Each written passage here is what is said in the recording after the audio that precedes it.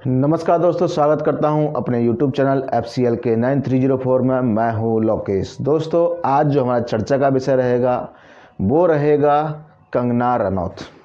कंगना रनौत क्यों रहेगा, उसका मेन कारण है क्योंकि इन मैडम को आज यानी कि एक दिन पहले ही इनको पद्मश्री अवार्ड से नवाजा गया है। अब क्यों नवाजा गया है, अभी तक हमने देखा है कि जितने भी अवार्ड मिले हैं सबकी कोई ना कोई हिस्ट्री रही है और इन मैडम की हिस्ट्री में क्या रोल रहा है, उसमें इन्हें क्यों अवार्ड दिया गया है, जानेंगे इस मैटर पे। तो आपसे गुजारिश है कि अगर हमारे चैनल पर आप नए हैं तो हमारे चैनल को सब्सक्राइब कर लें और जितना हो सकता है इसे शेयर कर लें और बने रहिए हमारे साथ अंत तक पूरी वीडियो में। तो दोस्तों, मैंने अभी एक कोशिश की थी कि इनको ढूंढने की, इनको अवार्ड क्यों मिला है। तो दोस्तों, इनको अवार्ड में अभी तक कोई भी चीज़ के बारे में मुझे पता नहीं लगा है और किसी भी चैनल वालों को शायद नहीं कोई बता पा रहा कि इन्हें क्यों मिला है, क्योंकि ये मिलता एक संगीत कला के लिए है, लेकिन उसमें भी कोई प्रतिष्ठित यानी कि कोई अच्छे काम किए हों तब ये पद्मश्री अवार्ड दिया जाता है, यानी कि विशिष्ट सेवा के लिए ये अवार्ड दिया जाता है। जैसे कि विशिष्ट सेवा से बात करें तो जैसे कि पर्यावरण में कोई काम किया हो, या फिर लोगों की मदद की हो, या फिर लोगों को जोड़ने का काम किया हो, या फिर ऐसा कोई काम किया हो जहां पर बच्चे इकट्ठे हों और उनके लिए कोई अच्छा सा काम किया गया हो जो देश के लिए प्रतिष्ठित, यानी कि देश को आगे बढ़ाने की बात की गई हो। लेकिन जब इन मैडम का हमने स्टेटस चेक किया तो हमें इनके बारे में कोई भी जानकारी प्राप्त नहीं हुई। तो दोस्तों, अब इन्होंने जो रायता जो फैलाया है वो ये फैलाया है कि 1947 में जो मिली भारत को आज़ादी है उनको इन्होंने भीख का नाम दे दिया मैडम ने। तो दोस्तों, पूरे देश में इस चीज़ के लिए उबाल है और इन पर देशद्रोह के मुकदमे भी दर्ज किए जा रहे हैं। अब उन मुकदमों को कैसे डील करेंगे, कैसे उन्हें समझने का प्रयास करेंगे, आप इन चीज़ों को खुद देखिए, क्योंकि इनके ऊपर जो धाराएं लगाई गई हैं वो 504, 505, 124A लगाई गई है और इन पर देशद्रोह का मुकदमा दर्ज किया जा रहा है।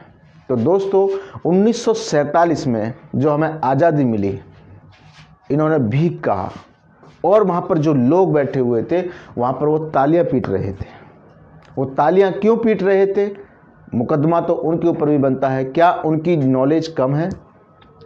यानी कि सीधा सीधा ये है कि भारत के अंदर जो इन्हें अवार्ड मिला है वो एक संविधान के अकॉर्डिंग मिला है और संविधान 1947 के बाद वो कंप्लीट मतलब भारत को दिया गया था, जो आज़ाद भारत को दिया गया था और आज़ाद भारत के में ही उस अवार्ड को मेंशन किया गया है संविधान में और इन मैडम को भी उसी संविधान की वजह से अवार्ड मिला है, जो कि ये उन्हें भीख कह रही हैं। जब इनको इतना ही शर्म है, अब ऐसे ही लग रहा है, तो हम इन मैडम से ये कहना चाहेंगे, मैडम जी फिर काहे तुमने वो अवार्ड लिया था, तुम्हें तो अवार्ड लेना ही नहीं चाहिए था, क्योंकि आपने तो उसे भीख कहा है, उस आज़ादी को, उस संविधान को। क्योंकि जो देश के अंदर चंद्रशेखर आज़ाद जो अंग्रेज़ों की गुलामी से नहीं, अंग्रेज़ों की बंदूक से नहीं मरना पसंद किया, उन्होंने अपने आप को खुद को गोली से उड़ा लिया। भगत सिंह ने कभी भी माफ़ी नहीं मांगी अंग्रेज़ों से और हंसते हंसते फंदा को चूम लिया था। तो मेरे प्रिय साथियों, जितने भी भारत के अंदर जो भी लोग शहीद हुए हैं, आज उन्हें ये मैडम ने बिल्कुल करारा जवाब दे दिया है और कह दिया है कि उनकी कोई इसमें रोल नहीं रहा है और उनको कोई आज़ादी हमारे भारत में नहीं दिलवाई है। उन्होंने ही हमारे इस देश को आज़ादी दिलाई और इन मैडम ने एक झटके में पूरे भारत को बता दिया कि वो 1947 में वो हमें आज़ादी नहीं मिली। तो दोस्तों, ये बवाल इतना क्यों हो रहा है इनके कहने पर? अब आप सोच रहे होंगे कि ये तो कोई भी कह सकता है, तो तब तो बवाल होता नहीं है, लेकिन ये मैडम ने इस बात को कह दिया तो बवाल क्यों हो रहा है? तो दोस्तों, बात ये नहीं है कि बवाल इनके ऊपर हो रहा है, बवाल ये है कि इनको पद्मश्री अवार्ड, यानी कि जो भारत के जो प्रधानमंत्री, राष्ट्रपति जो मिलकर के इनको अवार्ड दिया करते हैं, यानी कि भारत सरकार इनको सर्वोच्च पद यानी कि सर्वोच्च अवार्ड इनको दिया था, उसके अकॉर्डिंग इनको पद्मश्री अवार्ड दिया गया है, इसलिए उनको शामिल किया गया है। और ऐसे व्यक्ति कभी भी भारत के अंदर ऐसी कोई बात नहीं कर सकते जैसे कि कहीं पर दंगा फसाद हो जाए या फिर कहीं पर ऐसी कोई बात जो कि हमारे जो पूर्वज हैं जिन्होंने संविधान लिखा है या फिर आज़ादी हमारे भारत को दिलवाई है उनका अपमान नहीं कर सकते हैं। इसलिए इनके ऊपर इतना हंगामा हो रहा है। मगर मेरे प्रिय दोस्तों, अभी तक इस चीज़ में संज्ञान नहीं लिया गया है। भारत सरकार डायरेक्ट इन पर देशद्रोह का मुकदमा चला करके सीधा जेल में ठूस सकती है, लेकिन हमारे देश के अंदर ऐसा नहीं है। अब मुझे लगने लगा है कि विशिष्ट जो सेवाएं होती हैं उनके लिए अवार्ड तो दिया ही जाता है, लेकिन इन ये मैडम को भारत के अंदर ही रह करके क्यूटो, जैसे कि बात करें जो मुंबई है, इनको लगने लगा है कि पाकिस्तान में रह रही हैं। भारतवासियों को ये बहुत बुरी तरह से गालियां देती हैं, लेकिन इनको बहुत अच्छा लगता है, सुनने वालों को तालियां पीटते हैं। अब आप ये इस चीज़ को समझने का प्रयास करें। आर्टिकल 51A ये कहता है कि हमारे भारत में, मैं एक लाइन पढ़ना चाहूँगा जो आप इसे स्क्रीन पर देख पा रहे होंगे। उसमें ये कहा गया है कि हमारे जो भारत के लोग हैं, जो आज़ादी उनने दी है, आज़ादी जो हम लोगों को दिलाई है, उनके जितने भी बलिदान हैं, जो भी आंदोलन उन्होंने 1947 से पहले किए हैं, उनको हम नज़रअंदाज नहीं कर सकते, यानी कि उनको हम अपमान नहीं कर सकते, बल्कि उनको हम अपने हृदय में सजो करके और उत्साहवर्धक अपने देश में गर्वान्वित महसूस करें। ये लाइनों का मतलब यही है। लेकिन ये 51A इस मैडम को समझ नहीं आ रहा है, और जो वहाँ बैठे हुए तालियों से उस भीड़ को और इकट्ठा मतलब गिड़गिड़ाहट और अच्छे से मतलब क्या बोलते हैं उसे अच्छे से सेलिब्रेशन कर रहे थे। और जो टाइम जो उनसे सवाल कर रही थी वो मैडम, वो कह रही थी कि दिल्ली में आप बैठी हैं, आपको कोई गिरफ्तार नहीं कर सकता। इसके बाद आप जब मुंबई जाएंगी तो वहाँ की हमारी कोई गारंटी नहीं है, क्योंकि दिल्ली में जो बैठे हैं उनके आका बैठे हैं, इसलिए उनको गिरफ्तार नहीं किया जा सकता। लेकिन उन्हें यह भी डर है कि अगर तुम दिल्ली से बाहर गई मैडम, तो याद रखिएगा अगर मुंबई गलती से पहुंच गई तो ऐसा ना हो कि कहीं आपको गिरफ्तार कर लिया जाए। इसी चीज़ को बता रही हैं जो एंकर वहाँ के जो कर रही हैं। तो ज़रा आप इस चीज़ को सोचिए और समझने का प्रयास कीजिए।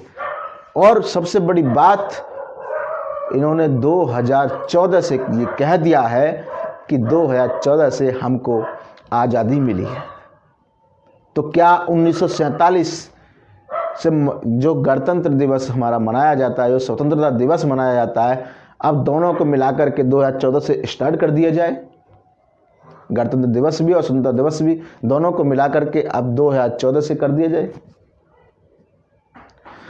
तो मेरे प्रिय दोस्तों, आपसे गुजारिश है कि इस वीडियो को जितना हो सकता है ऐसे ऐसे लोगों के पास पहुंचाइए जो देश प्रेम है।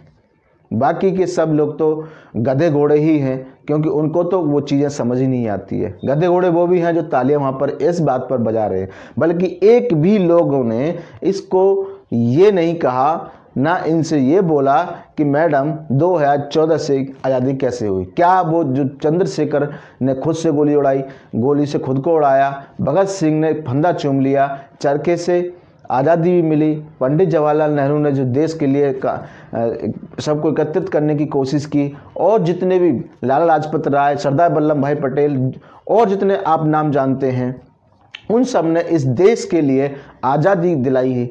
क्या वो सब गलत थी? आज़ादी हमें सिर्फ और सिर्फ 2014 में मिली है? तो ये सवाल बनता है उन लोगों के लिए जो वहाँ पर भीड़ जो बैठी थी। मुझे लगता है कि उनके ऊपर भी देशद्रोह का मुकदमा और उस टीवी एंकर के ऊपर भी मुकदमा होना चाहिए, क्योंकि ऐसे सवाल तो उन्होंने कर लिए, लेकिन वो एक बात और कह रही है कि तुम्हें दिल्ली में कोई नहीं पकड़ेगा और आप यहाँ से जाएंगे तो फिर उसकी कोई गारंटी भी नहीं है। तो मेरे प्रिय साथियों, इसके ऊपर मुकदमा सुप्रीम कोर्ट भी डायरेक्ट ले सकता है, क्योंकि उन्होंने आर्टिकल 51A का उल्लंघन किया है। उसके लिए सरकार भी डायरेक्ट कर सकती है, इसके लिए विपक्ष ही क्यों करे? क्योंकि भारत के अंदर जो संविधान लागू है उसके लिए सुप्रीम कोर्ट है, हाई कोर्ट है, न्यायालय है। ये छोटे छोटे न्यायालय हैं जो दीवानी वगैरह हैं, तो इनके लिए ये भी तो अपना डायरेक्ट काम कर सकते हैं, क्योंकि इन्होंने 51A का उल्लंघन किया है। अब विपक्ष ही क्यों करे, क्योंकि ये तो एक कोई राजनीति पॉलिटिकल आदमी तो है नहीं जो कि सीधा सीधा कोई इन पर एक्शन लेगा। विपक्ष का ही क्यों लेगा? इसके लिए तो संविधान में दिया गया है कि सुप्रीम कोर्ट भी इसमें एक्शन ले सकता है, कोई सरकार भी इसमें एक्शन ले सकती है, कोई व्यक्ति भी इसमें एक्शन ले सकता है। सुप्रीम कोर्ट हो या हाई कोर्ट हो या कोई भी हो, इस पर एक्शन ले सकता है। और इन पर जो मुकदमा ठोके 504, 505 और 124A, इन पर ठोकना चाहिए और इनको सीधा जेल में डालना चाहिए। ऐसे लोगों को जो भारत के अंदर रहकर भी भारत को एक गुलाम बनाने की कोशिश करते हैं, और उनको जो आज़ादी हम लोगों को मिली है उसको भी अगर वो को नकारते हैं, तो ऐसे लोगों को ज़रूर सज़ा होनी चाहिए। तो दोस्तों, इस वीडियो में आपको क्या चीज़ समझ आई, और अपनी प्रतिक्रिया हमें ज़रूर दें, और जितना हो सकता है इस वीडियो को शेयर कर दीजिए और हमारे चैनल को सब्सक्राइब कर दीजिए। मिलते हैं अपनी नेक्स्ट वीडियो में, जब तक के लिए नमस्कार।